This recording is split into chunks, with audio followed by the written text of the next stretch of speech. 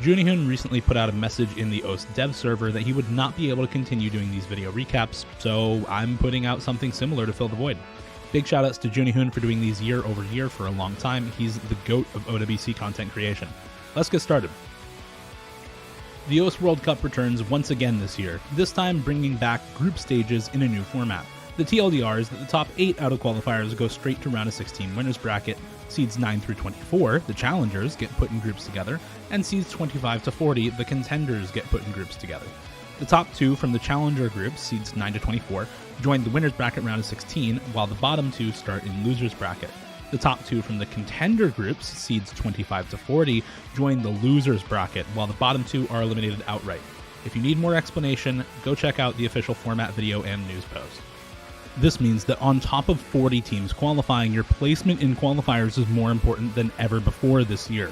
Let's break down some surprises and expected placements quickly before moving on to week 1 of group stage.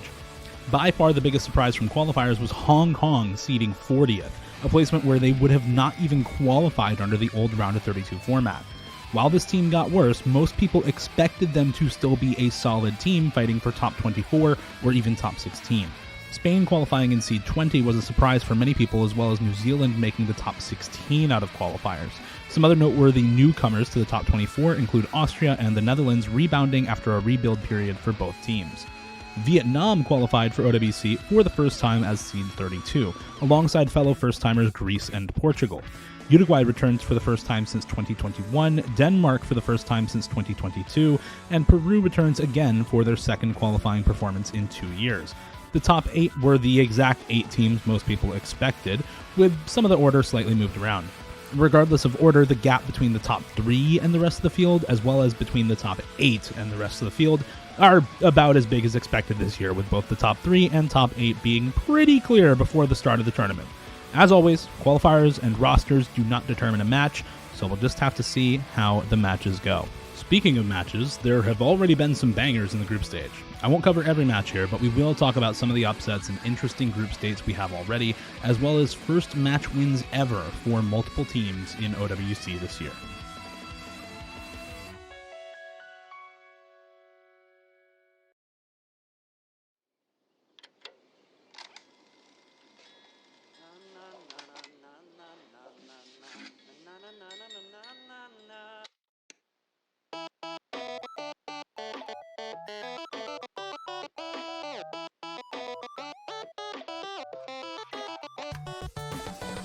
Vietnam versus Malaysia is both the earliest match this year and the earliest OWC match in history, happening Friday 14 UTC on opening weekend. It was also our first of 4 on-paper upsets this weekend. I say on paper because this is Vietnam's first OWC ever, so while they are technically favored as seed 32 over seed 33 Malaysia, Malaysia's experience on the OWC stage shone through this match, while Vietnam seemed to struggle with nerves quite a lot based on some social media posts. This match was still quite close at 3-5, but this was effectively the deciding match for Group E. A massive shout out for Malaysia has to go to Mabayu, formerly Brest or Bleths, along with Rampax and No-Head. Taiwan has already beaten Vietnam as well, and both Taiwan and Malaysia have beaten Denmark. This means Taiwan and Malaysia are locked to advance to the round of 16 losers bracket with exact placement and matchup decided by their match, while Vietnam and Denmark fight for honor and at least one win before being guaranteed knocked out of the tournament. Good luck to Taiwan and Malaysia in the rest of the tournament, and congrats to Vietnam and Denmark on qualifying. Group F goes to expectation so far, with Argentina and Turkey both beating Belgium 5-2 and 5-1. Good luck to all 4 teams making it out. Group H also goes to most people's expectations so far, with Japan beating Greece 5-1 and Singapore just barely eking out a win over Hong Kong in tiebreaker 5-4. This match was a real nail-biter, with extremely close points all around, even from the very first map of the match in No Mod 2, then Hard Rock 2, then DT3, then Free Mod 1, and finally the tiebreaker at less than a 200,000 point difference. Massive shoutouts have to go to Singapore's core 4 players in Holonese, Tebi, Dawnwing, and Macao. These 4, along with Qstronaut, had solid performances all match long, helping them edge Hong Kong out on several key maps, including Hard Rock 2, Free Mod 1, and the tiebreaker.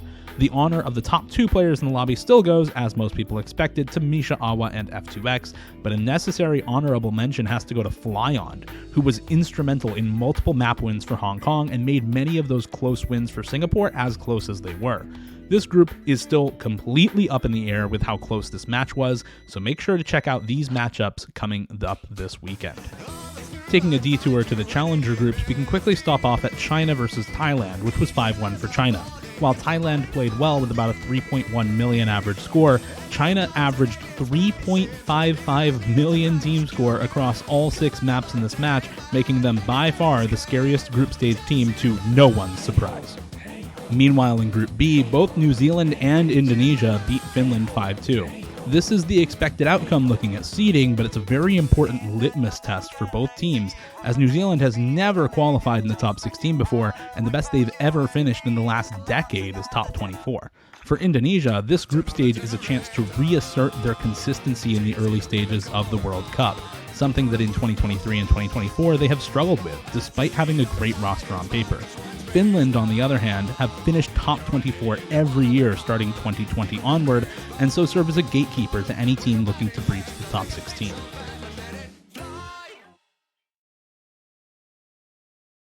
Let's see you try and take this away. Let's skip over Group C for now and move on to Group D, where we can quickly recap Brazil's 2 wins over Sweden and the Netherlands, both 5-2, and the Philippines' win over the Netherlands 5-1. While Brazil looks the best in this group so far, nothing is decided yet, with the last 3 matches in this group yet to be played. Good luck to these 4 teams in advancing to the winner's bracket. Now for the most interesting groups after Week 1. Let's start in Group C, where we have an absolutely crazy group stage. Chile is locked to advance at 2-1, but their one loss is to Spain. This is not only potentially a deciding match for order between the top 2 teams in the group, but also Spain's first ever OWC win. They were massive underdogs coming into this group, with only 19% of people picking them to make the top 2. Them being 2-0 right now goes to show how much this roster has improved, how good these players are, and how much everyone has underestimated them so far in the tournament. Chile, however, did make that match as close as possible, forcing tiebreaker and then beating both France and Italy afterwards. Here's where this group gets really interesting. Only 2 teams are locked for advancement and elimination. Chile will advance, and Italy will drop to loser's bracket. The last match of this group determines the other team advancing and the other team dropping to losers between France and Spain. If France wins 5-3 or better, they advance into the winner's bracket as the second seed out of Group C. If France win 5-4, Spain advances as the second seed out of the group, despite having a tied point differential and the head-to-head win over Chile. And finally, if Spain win, they go 3-0 and advance to the winner's bracket as the first seed out of the group. Seeing Spain not only win their first match, but qualify in as seed 20 and have a good chance of making out of this group as first seed is really incredible, and these players should be very proud of how they've played so far. And the same goes for France with this rebuild roster with 3 completely new rookie players. This team has definitely stepped it up this year as well, something that we have been really looking for from France the last few years. This is an absolutely wild state of affairs where only one team is truly locked into place and all 3 other teams can place differently depending on the outcome of one match. You do not want to miss this one.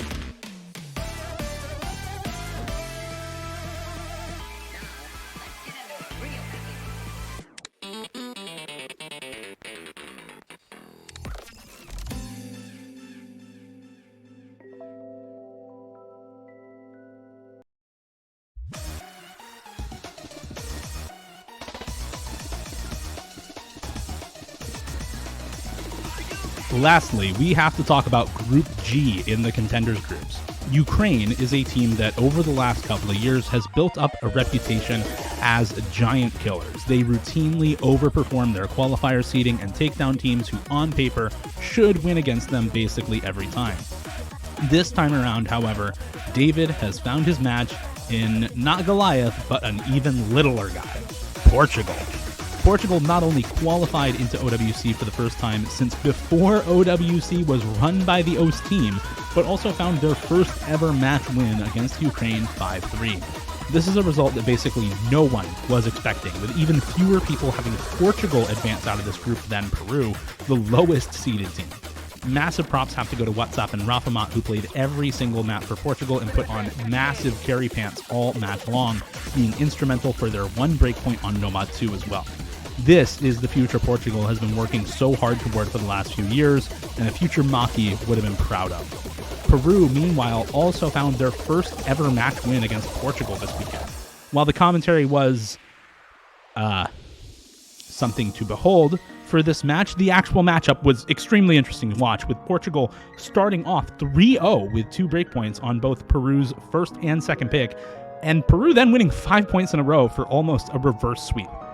These results put this in a very weird spot, where the most likely predicted outcome before the tournament of Ukraine and Kazakhstan advancing is only a lock if Ukraine beats Kazakhstan. If Kazakhstan instead goes 3-0 in this group, we could potentially have a 3-way tie for second, with Ukraine, Portugal, and Peru all going 1-2, all those ties broken by point differential. This group is another very hotly contested one, with each team's tournament life on the line.